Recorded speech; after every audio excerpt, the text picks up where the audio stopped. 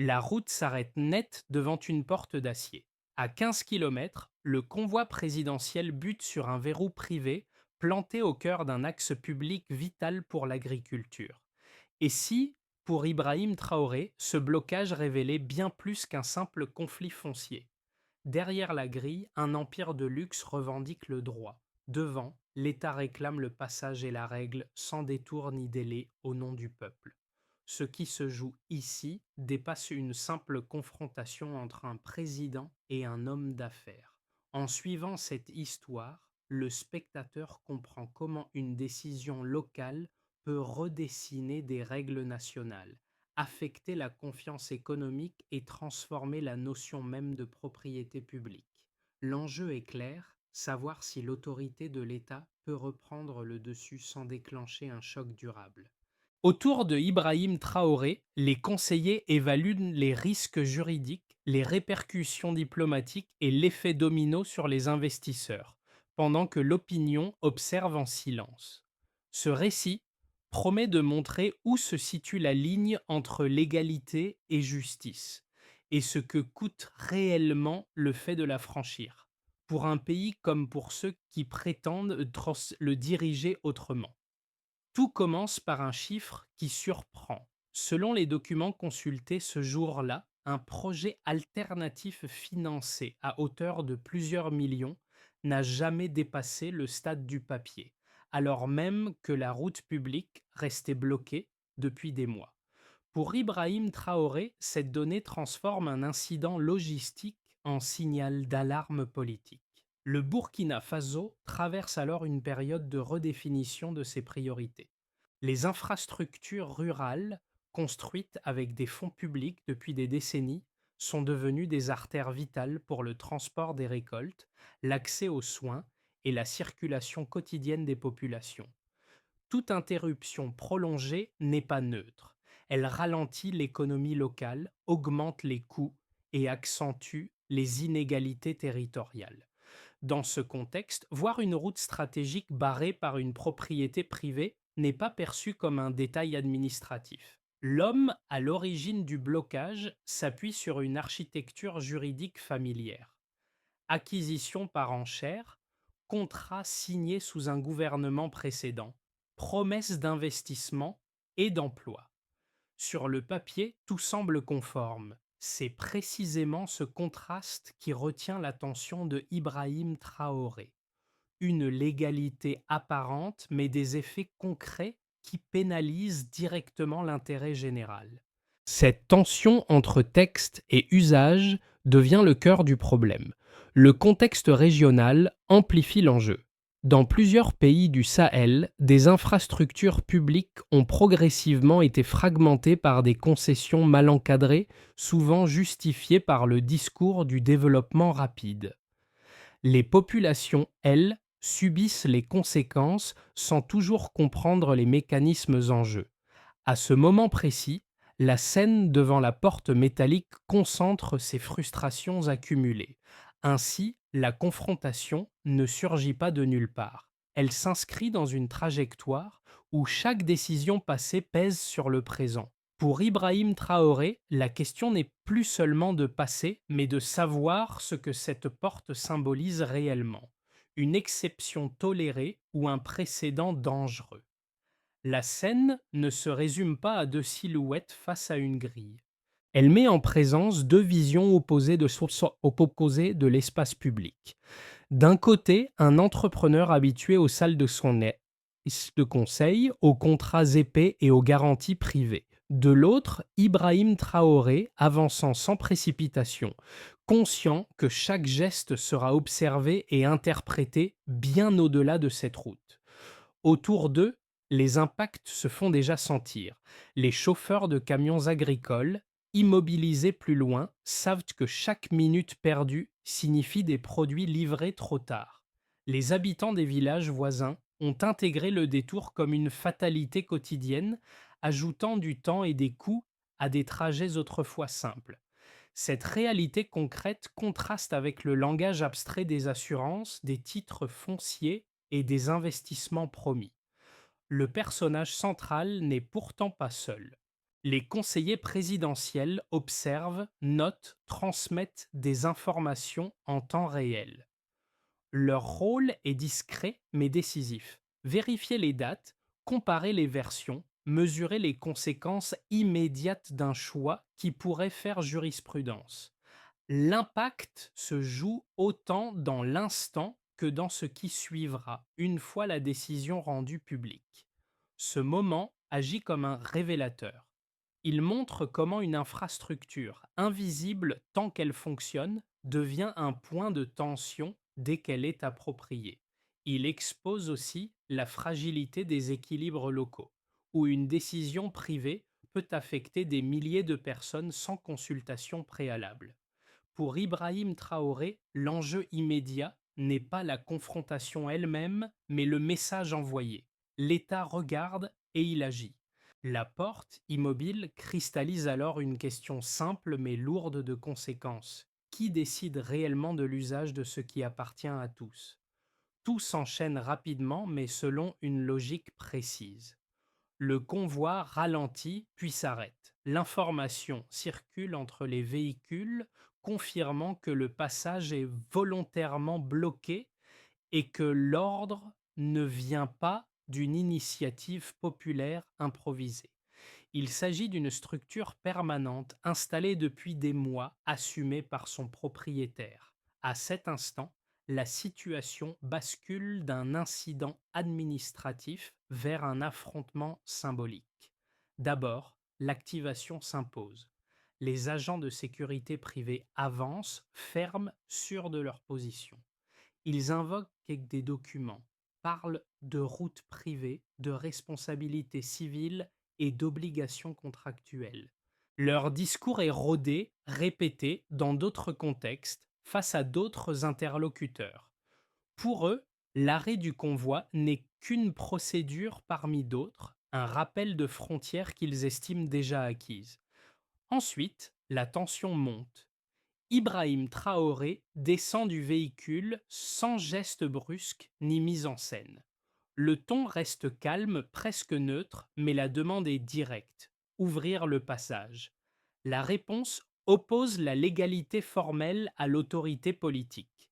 D'un côté, des contrats signés sous un précédent gouvernement. De l'autre, une route construite avec des fonds publics et utilisée quotidiennement par des civils. Chaque phrase échangée resserre l'écart entre ces deux logiques incompatibles. Puis vient le moment du retournement. Les conseillers transmettent de nouvelles informations recoupées en urgence. Un itinéraire alternatif avait été financé pour compenser la fermeture de la route initiale. Pourtant, les travaux annoncés n'ont jamais commencé. Le détour proposé traverse une zone impraticable plusieurs mois par an, rallongeant considérablement les temps de trajet. Ce détail, jusque-là secondaire, devient central. Il transforme la discussion sur le droit de propriété en question de responsabilité publique. La confrontation atteint son point culminant lorsque Ibrahim Traoré formule une décision claire. La porte doit s'ouvrir, volontairement ou non. Il ne s'agit plus de négocier un passage exceptionnel, mais de rétablir un usage normal. Les mots employés ne sont ni menaçants ni spectaculaires. Ils sont précis, presque administratifs. Pourtant, leur portée est immense, car ils annoncent des conséquences juridiques et politiques qui dépassent largement la scène présente. Enfin, les répercussions d'immédiate se font sentir. Les appels se multiplient du côté privé, les assurances sont évoquées, les relations internationales rappelées. En face, le convoi reste immobile, discipliné, attendant l'issue. Le temps devient un facteur de pression. Chaque minute renforce l'idée que la décision ne sera pas réversible. Lorsque la porte commence enfin à s'ouvrir, l'événement paraît presque banal. Aucun applaudissement, aucun discours. Les véhicules passent, la route reprend sa fonction. Pourtant, cette séquence laisse une trace durable.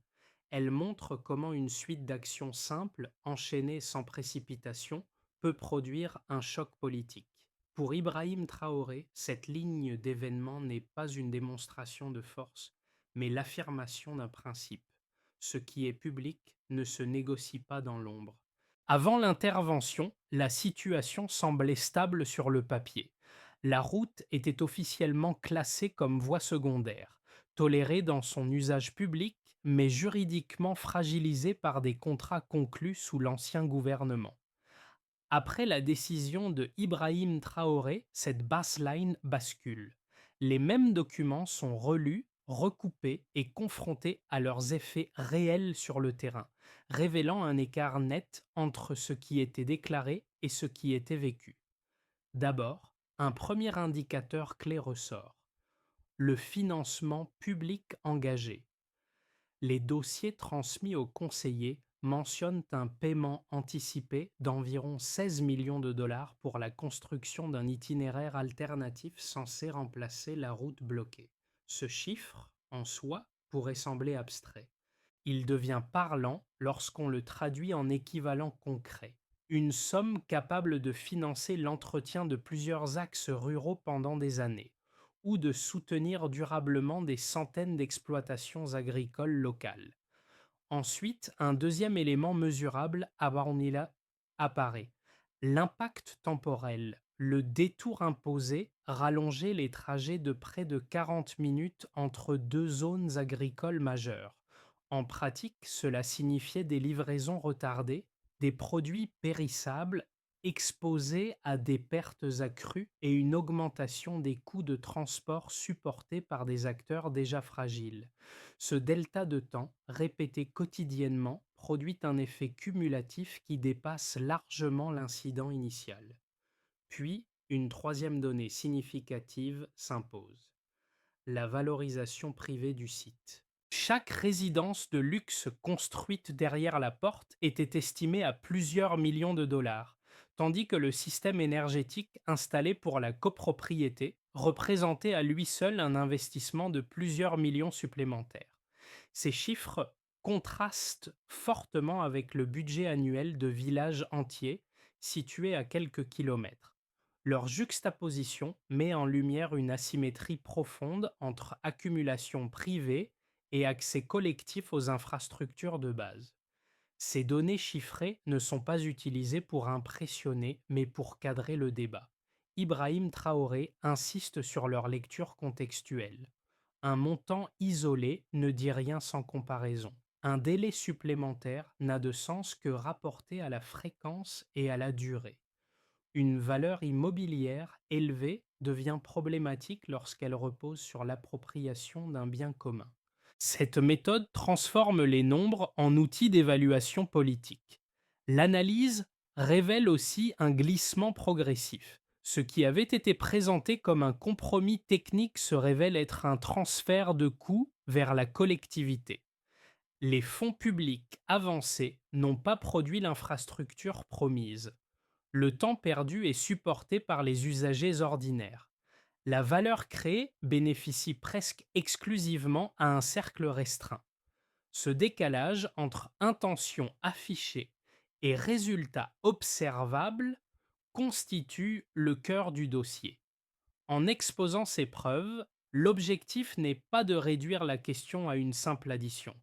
Il s'agit de montrer comment des chiffres, lorsqu'ils sont mis en relation, racontent une histoire cohérente. Pour Ibrahim Traoré, cette histoire justifie l'intervention. Elle démontre que le statu quo n'était ni neutre ni durable. Les preuves quantitatives deviennent ainsi un levier pour rétablir une lecture plus juste de l'intérêt public, là où les discours juridiques avaient jusque-là brouillé les lignes. Les défenseurs de la position privée avancent d'abord un argument central: la sécurité juridique. Selon eux, remettre en cause des contrats signés envoie un signal négatif aux investisseurs et fragilise la crédibilité de l'État. Ils estiment que la stabilité économique repose sur le respect strict des accords passés, même lorsque ceux-ci deviennent politiquement sensibles. Dans cette lecture, ouvrir la porte par la force symbolique revient à créer une incertitude durable, susceptible de freiner des capitaux déjà hésitants dans la région. Un second argument insiste sur le développement. Les projets immobiliers de haut standing sont présentés comme des moteurs de croissance capables d'attirer des financements étrangers, de créer des emplois et d'introduire des technologies modernes, notamment dans l'énergie et les services financiers. Pour leurs promoteurs, les concessions accordées sur l'usage du sol ou des infrastructures seraient le prix à payer pour accélérer l'intégration économique du pays dans des réseaux plus larges. La fermeture de la route est alors décrite comme un ajustement regrettable, mais nécessaire, au nom d'un bénéfice global futur. Ces arguments méritent d'être pris au sérieux. Ibrahim Traoré ne les balaie pas d'un revers de main. La réponse repose toutefois sur une distinction précise. La sécurité juridique ne peut être dissociée de la conformité des contrats aux lois existantes. Lorsque des accords violent des règles fondamentales sur l'usage des terres publiques ou reposent sur des procédures biaisées, leur stabilité devient une fiction. Dans ce cas, maintenir le statu quo ne protège pas l'économie, mais perpétue une distorsion. Sur le développement, la réplique s'appuie sur les données observées. Les emplois créés sont limités et souvent précaires, tandis que les coûts indirects sont supportés par des milliers d'usagers quotidiens. Les technologies introduites bénéficient principalement à des enclaves privées sans diffusion réelle vers les communautés environnantes. Le bénéfice global promis reste théorique alors que les pertes sont immédiates et mesurables. La synthèse est claire. Le débat n'oppose pas investisseurs et État, mais deux conceptions du développement. L'une accepte des sacrifices imposés à la majorité sans mécanisme de compensation crédible.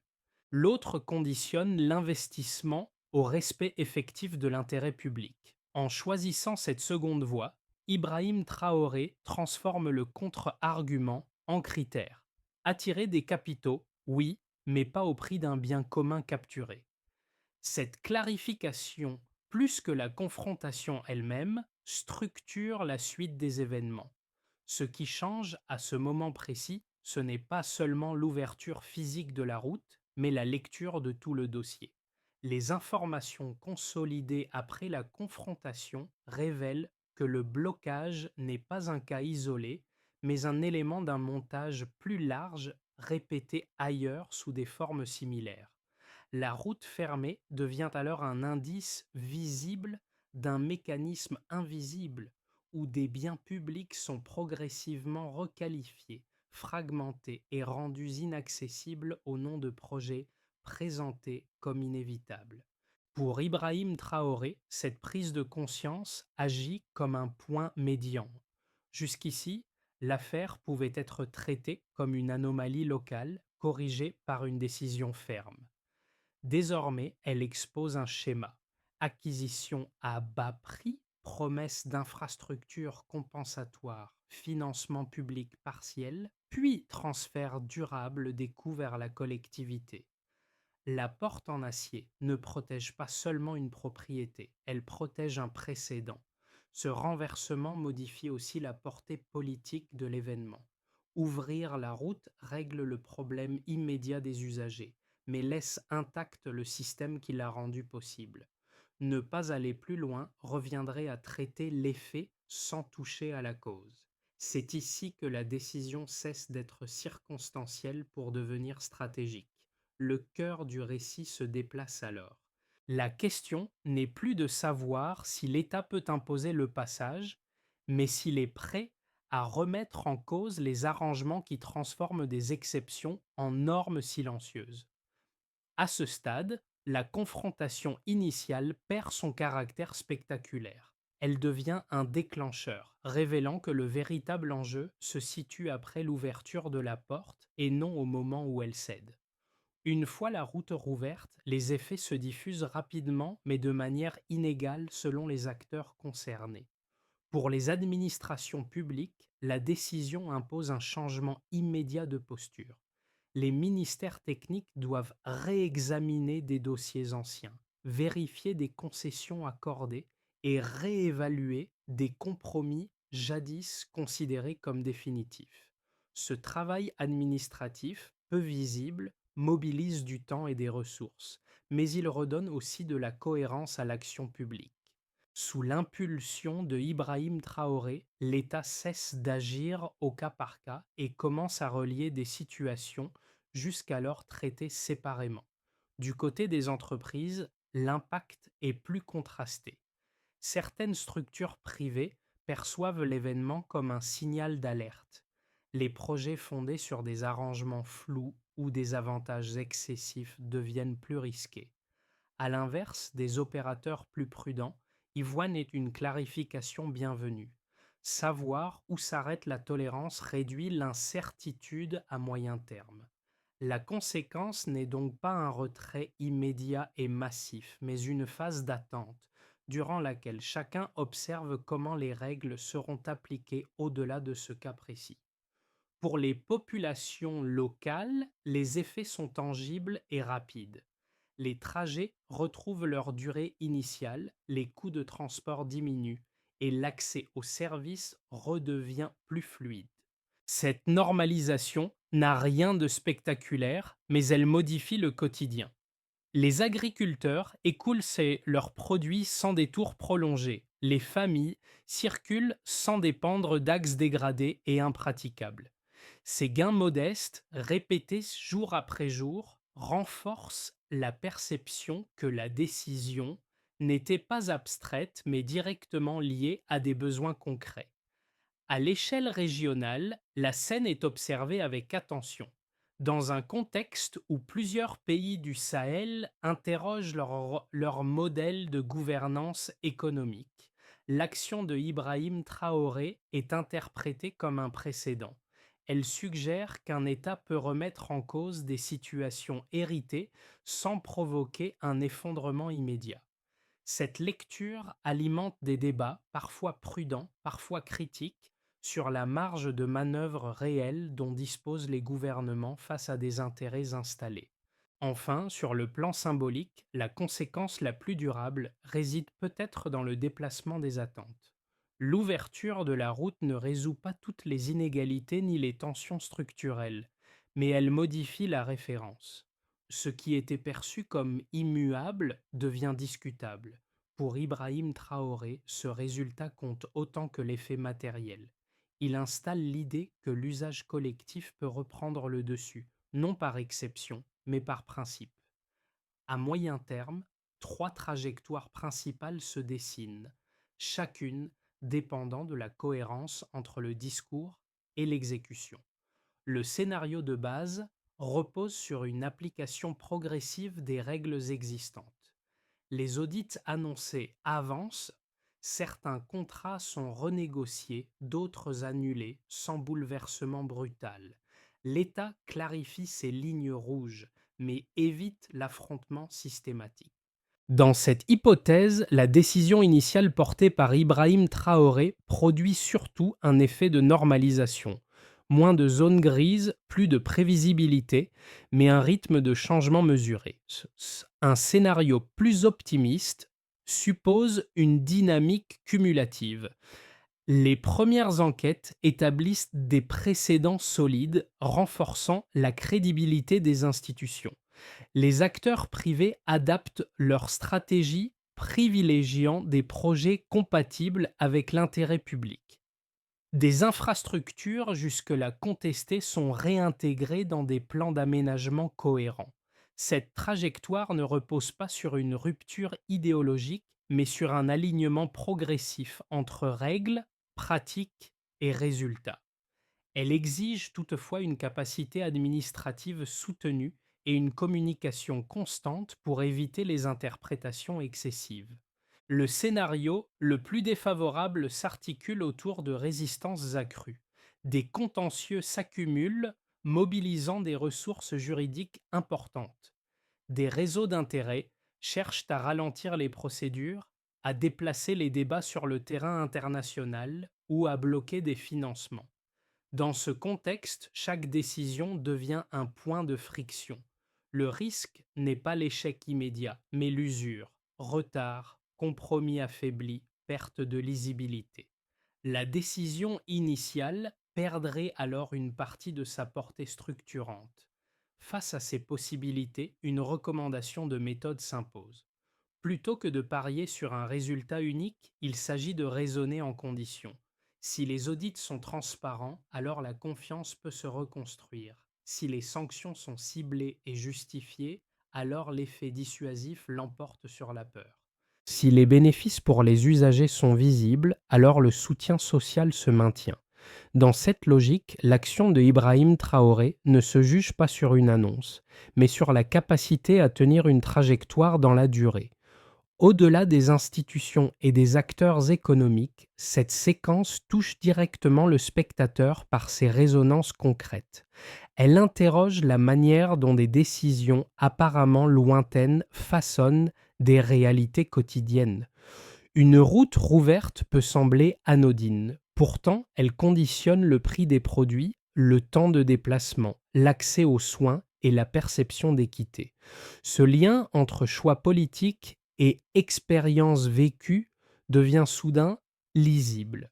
Pour un premier groupe, celui des citoyens confrontés à des infrastructures dégradées ou privatisées, l'histoire agit comme un miroir. Elle montre que des situations longtemps acceptées comme inévitables peuvent être requalifiées. Le message implicite est que la normalité n'est pas figée, elle résulte d'arbitrages qui peuvent être revus. Cette prise de conscience ne promet pas des solutions immédiates, mais elle modifie l'horizon des attentes. Un second groupe, plus proche du monde économique, y voit une clarification des règles du jeu. L'épisode rappelle que la légalité formelle ne suffit pas si elle s'écarte durablement de l'intérêt collectif. Pour des entrepreneurs ou des investisseurs attentifs, cette distinction invite à intégrer plus explicitement l'impact social dans l'évaluation des projets. Le risque n'est pas seulement juridique, il est réputationnel et politique. Enfin, pour ceux qui observent la gouvernance à distance, l'action associée à Ibrahim Traoré soulève une question de méthode. Comment agir sans tout renverser? Comment corriger sans paralyser? Comment affirmer un principe sans isoler un pays? Ces interrogations n'appellent pas une réponse unique, mais elles déplacent le débat. Le spectateur n'est plus simple témoin. Il est amené à réfléchir à ce qu'il considère comme acceptable ou non dans l'usage des biens communs. À ce stade, l'histoire cesse d'être celle d'un face-à-face singulier. Elle devient un prisme à travers lequel chacun peut réexaminer sa propre relation aux règles, aux compromis et à l'idée même de responsabilité collective. Après l'épisode de la route, la question centrale devient opérationnelle. Comment éviter que des situations similaires se reproduisent? La première étape consiste à clarifier les responsabilités. Les ministères chargés des terres, des infrastructures et de la justice doivent partager une base commune d'informations afin que les décisions passées puissent être relues à la lumière des lois en vigueur. Cette coordination réduit les zones d'ambiguïté où prospèrent nos IGAC les arrangements contestables. La deuxième étape porte sur l'audit ciblé. Il ne s'agit pas de rouvrir tous les dossiers indistinctement, mais d'identifier des critères précis. Concessions touchant des infrastructures vitales, compensation promise mais non réalisée, financement public avancé sans résultat vérifiable. En procédant ainsi, l'État limite l'effet de panique et concentre ses moyens là où l'impact collectif est le plus fort. Sous l'autorité de Ibrahim Traoré, cette méthode vise à transformer une décision symbolique en processus reproductible. Troisièmement, la transparence devient un outil de prévention. Publier les étapes, les délais et les critères d'évaluation permet de réduire les interprétations arbitraires. Les acteurs privés savent à quoi s'attendre, les citoyens peuvent de suivre l'avancement et les institutions gagnent en crédibilité. La mesure n'élimine pas les conflits, mais elle les rend plus lisibles et donc plus gérables. La quatrième étape concerne la réparation. Lorsque des usages collectifs ont été entravés, des mécanismes de compensation doivent être définis. Réouverture d'axes, financement d'entretien ou soutien direct aux populations affectées. Cette logique replace l'usager au centre, plutôt que de limiter l'action publique à des sanctions abstraites. Enfin, une évaluation régulière s'impose. Tous les 6 ou 12 mois, les résultats doivent être mesurés selon des indicateurs simples: accès, coût, délai, conformité juridique. Cette boucle permet d'ajuster sans renoncer. Pour Ibrahim Traoré, cette feuille de route ne promet pas une rupture instantanée, mais elle offre un cadre pour transformer un épisode isolé en changement durable. Lorsque la tension retombe, il reste une image plus discrète que la confrontation elle-même. La route, désormais ouverte, n'attire plus l'attention. Les véhicules passent, les camions agricoles circulent, les habitants reprennent leurs habitudes. Ce retour à la normalité est précisément ce qui lui donne sa force. Ce qui avait été transformé en exception redevient un usage ordinaire, presque invisible mais profondément signifiant. Le motif de la porte revient alors comme un écho. Elle n'était pas seulement un obstacle matériel, mais une frontière symbolique entre deux logiques. D'un côté, l'accumulation privée justifiée par des contrats et des promesses. De l'autre, l'idée que certains biens ne prennent leur sens que lorsqu'ils restent accessibles. En refermant ce chapitre, l'histoire montre que le changement ne s'exprime pas toujours par des discours spectaculaires, mais par la restauration de gestes simples. Pour Ibrahim Traoré, l'impact durable réside moins dans la scène que dans ce qu'elle laisse derrière elle. La décision ne crée pas un héros, elle rappelle une fonction.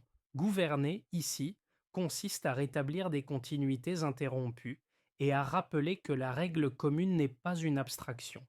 Elle se manifeste dans des routes, des trajets, des usages partagés. Cette conclusion ne cherche pas à idéaliser. Elle souligne une limite assumée. Une porte ouverte ne suffit pas à corriger toutes les dérives d'un système, mais elle peut servir de repère. Elle indique un point à partir duquel il devient plus difficile de prétendre que rien ne peut changer. Au terme de ce récit, il ne reste pas une victoire à célébrer, mais une interrogation à partager. L'épisode de la route rappelle que les symboles comptent lorsqu'ils sont reliés à des usages concrets. Une porte ouverte n'est pas un slogan, c'est une circulation rétablie, un temps gagné, un coût évité. Dans ce sens, l'action associée à Ibrahim Traoré invite moins à l'adhésion qu'à l'examen attentif des règles qui organisent l'espace commun. Pour le spectateur, l'enjeu est désormais de prolonger la réflexion. Quelles infrastructures autour de nous semblent aller de soi jusqu'au jour où elles cessent de fonctionner?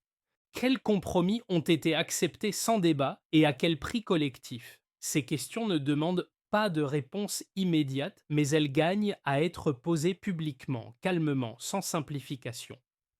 Partager cette histoire, en discuter, confronter des points de vue contribue à déplacer le centre de gravité du débat, non pas vers des figures ou des confrontations, mais vers des principes applicables ailleurs.